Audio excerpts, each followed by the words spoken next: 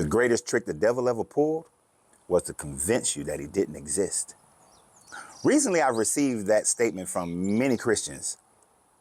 And here's the thing, you're quoting something that's not even in your Bible, nor is it a part of your actual doctrine. You can't find any justification for that anywhere in your Bible, because your devil, Satan character doctrine is created based on the Satan being readily visible in the story of Job, the devil mentioned in the New Testament, Beelzebub mentioned in the New Testament, Lucifer, who ain't really got nothing to do with your devil character, but is a star, the serpent. All these characters are readily available, not trying to hide. But yet y'all say the greatest trick the devil ever pulled was to convince the world that he didn't exist. Do you know where that comes from? It comes from a French poet named Charles Baudelaire, from a play that he wrote, a poem that he wrote called The Generous Gambler.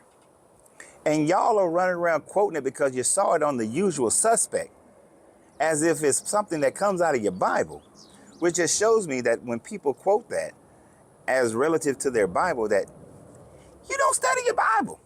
You just don't study it. You don't study it. You don't know it. And it's sad that a person like myself would know it better than you, but I guess that just goes part of the course, because if you actually studied your Bible, you would deconstruct from your Bible. So stop quoting something that ain't got nothing to do with your Bible. Because the devil didn't pull any tricks, because the devil don't exist. Now, the other thing that you're talking about here is that since humans can create things, which we just take things that are already present and transmute them into something different, that since we are creators, in your sense of the word creation, then there has to be something that created us, since humans came from mud plus. Because you say it's mud, not just mud, it's more than just mud. Our DNA does not match mud. Okay, so stop that nonsense. But since you're saying that since we create, then there must be something that created us, because in order to be creation, before there to be creation, there has to be a creator. Well, let's go further back than just humans. Let's go deeper into the cosmos. Protons and neutrons and electrons, just out there hanging out, doing their own thing, floating around. Now, certain protons have attractions to certain neutrons. Certain electrons have attraction to certain nuclei.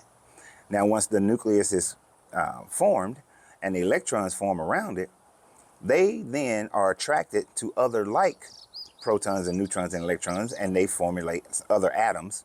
Basically, now we're at the atomic level, and they're attracted to others. And when they are attracted to others and they bond with them, then we have molecules. And then molecules gather together, and you have different things that are created, whether it's water, whether it is plants, whether it's the dirt, whether it's the earth, whether it's humans, whether it's anything in the universe. These things are not consciously trying to create anything. It's just the law of attraction at play. It's a consciousness that's at a very, very simple vibration that attracts to one another, bumping into one another, and then formulate into atoms, into nuclei, into atoms, and then into molecules. They're not creating out of a sense of creation. It's just a natural flow and natural order of things. So if they are not creating in the sense that humans create, then who is their creator? Who created atoms? Who created protons, neutrons, electrons?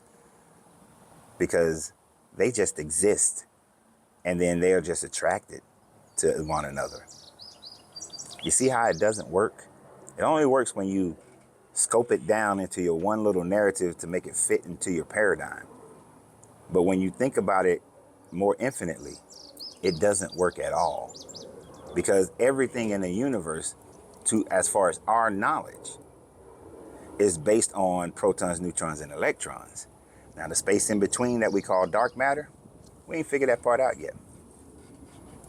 But once we do, guess what? We'll know the cause and effect. We'll know how that is rendered. But just because we don't know, and even when we do know, that does not mean your God of the gap fits. That's just you and your wishful thinking. But keep on studying, man. Maybe you'll get there one day. So always remember that you have to free yourself to be yourself because your greatness is non-negotiable.